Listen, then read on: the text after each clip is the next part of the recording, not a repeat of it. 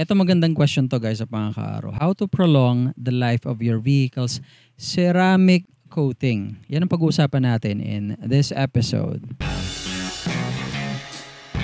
Pag-usapan natin mga tips. I'd like to give some tips kung paano nga ba mapapatagal yung life or yung buhay or yung effectivity ng ceramic coating natin sa sasakyan.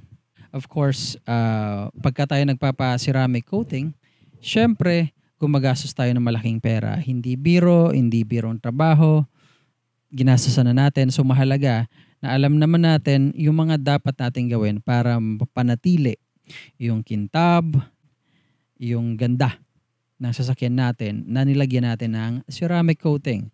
So, I'm gonna give you some tips just like I said. Okay? Yun.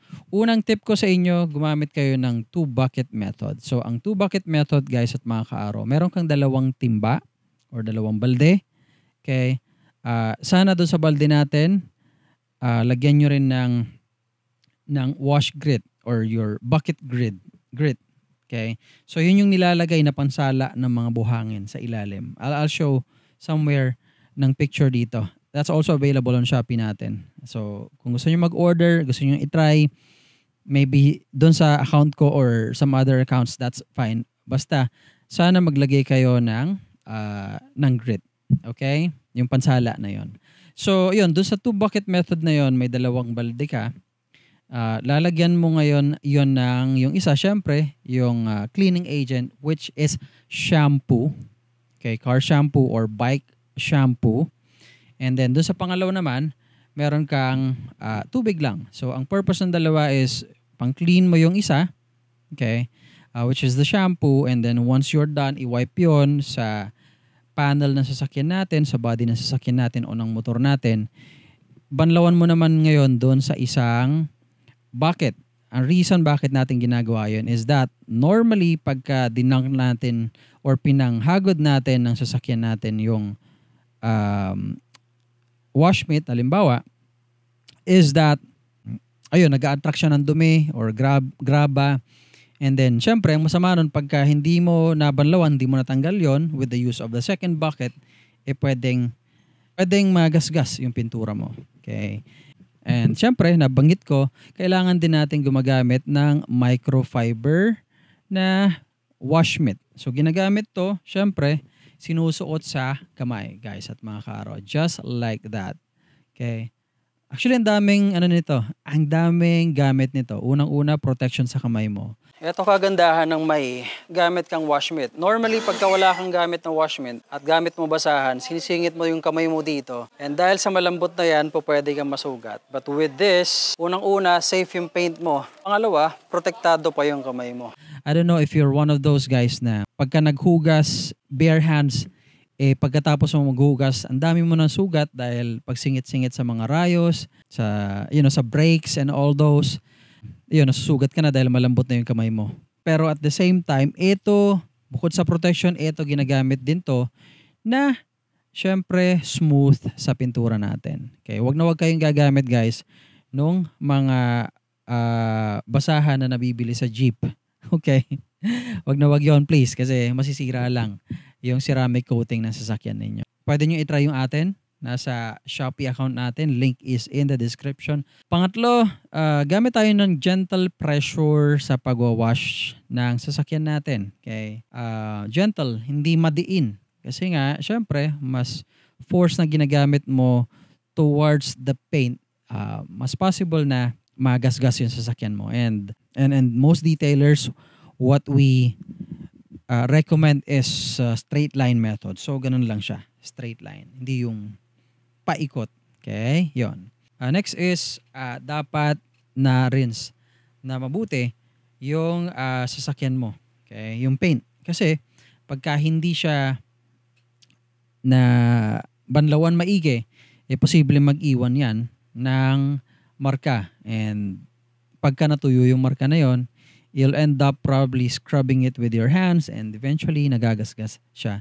Kaya importante na nare-rinse or nababanlawan maigi, guys. Okay, next, avoid natin gumamit ng high pressure washers. I mean, syempre, Ako rin naman gumagamit ng high pressure washers, and what I mean is pwede mong iset ng tamang setting. Okay? Wag yung tusok. Dapat medyo pabuga ng konti, yung ganon. I don't know. Okay. Now, kung syempre nagpapahugas ka sa labas, sa mga car wash shops, pwede mo naman sabihin yung mga car wash boys na yun, ingatan ng konti, huwag masyadong malakas, kasi may adjustment naman yan eh.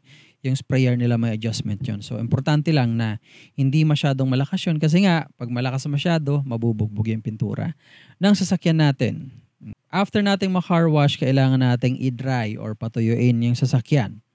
And then syempre sa pagpapatuyo, gamit tayo ng isang soft at high quality na microfiber towel kasi again, wag gagamit ng mga basahan na nabibili sa jeep.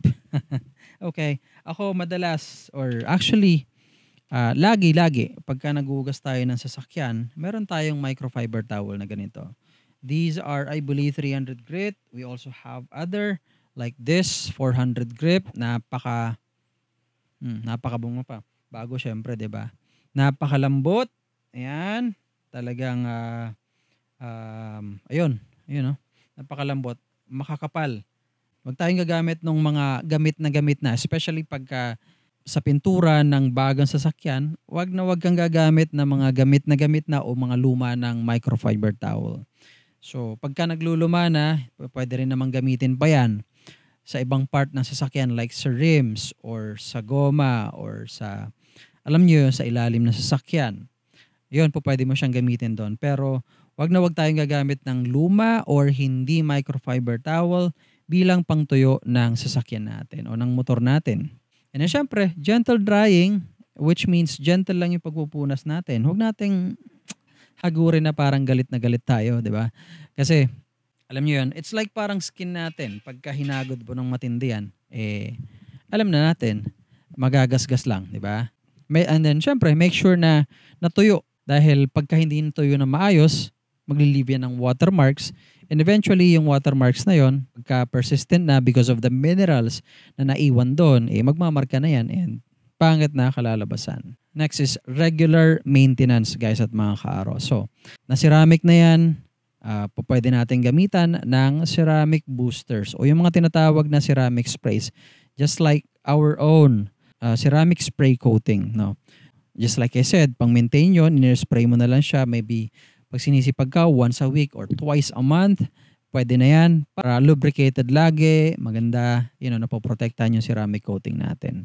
If you'd like to try that also, syempre, meron tayo sa Shopee niyan. Guys at mga kaaro, check my Shopee account. Yun, avoid harsh chemicals. Definitely, lalong-lalo na sa paghuhugas ng ating sasakyan, guys at mga kaaro. Wag tayong gagamit ng dishwashing liquid. Ang dishwashing liquid ay ginawa para sa mga dish, mga plato, mga kaldero, kawali. Finormulate siya para makatanggal ng mga grasa. And wala namang grasa yung pintura ng sasakyan natin. So bakit tayo gagamit ng panggrasa kung ang tinatanggal natin ay yung dumi ng sasakyan natin, 'di ba? That makes sense, 'di ba? Use the right tool for the job. Ika nga. Ayun, iwasan natin gamit ng harsh chemicals, gamit tayo instead ng proper na car or bike shampoo. And then syempre, sheltered parking hanggat maaari. Dapat sana hindi nabababad sa arawan yung mga sasakyan natin. Okay?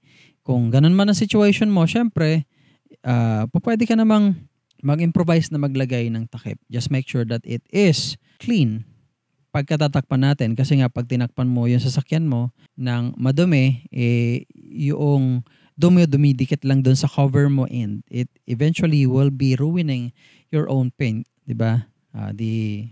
Nakasama pa sa halip na makabuti. You know what I mean? Okay. So yun, basically yung mga tips natin. Additional tip na lang, no?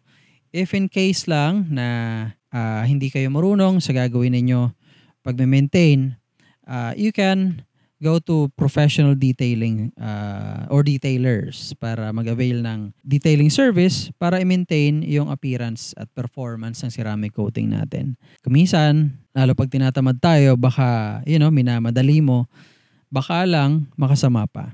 ito pa isa. Avoid contaminants or contact with contaminants. So ito yung mga bird droppings, yung mga ipot ng ibon. Iwasan natin pag may nakita kayong ganon, dali-dali, dapat tinatanggal nyo. Either gamit kayo ng lubrication like spray detailer o isang ceramic spray para palambutin yon, tapos tanggalin mo ng microfiber towel ulit. Tapos, ayun, tree sap, yung mga dagta ng puno. Dapat tinatanggal natin kaagad yon pagka nagpa-park ka sa ilalim ng puno. Other contaminants to prevent from etching into the coating. Ito yung sinasabi ko, guys. Pagka nagtagal kasi, bird poop o yung tree sap sa ibabaw ng pintura natin, ano yan, parang pumapasok yan sa top coat natin. Kaya nasisira na eventually yung ceramic coating or even the top coat ng sasakyan natin, tapos makikita mo na lang parang wala na, deformed na, pangit na yung pintura mo. Hindi lang siya simpleng nawalan ng kintab, kundi parang pumasok na yung tree sap. Iba kasi yun eh. Pagka nagtagal po yun, natutuklap pa yung pintura natin. So, iwasan natin ganun, guys, sa pangakaro. So, yun, basically, guys, sa pangakaro, ito yung mga pwede nyong gawin para protektahan, para patagalin yung ceramic coating ng inyong sasakyan, magmukhang matagal at yun, hopefully nakatulong. Okay, if you have any question, comment in the comment section below. Thank you so much for watching, guys, of mga kaaro. Ride safe, drive safe all the time. Okay, bye for now.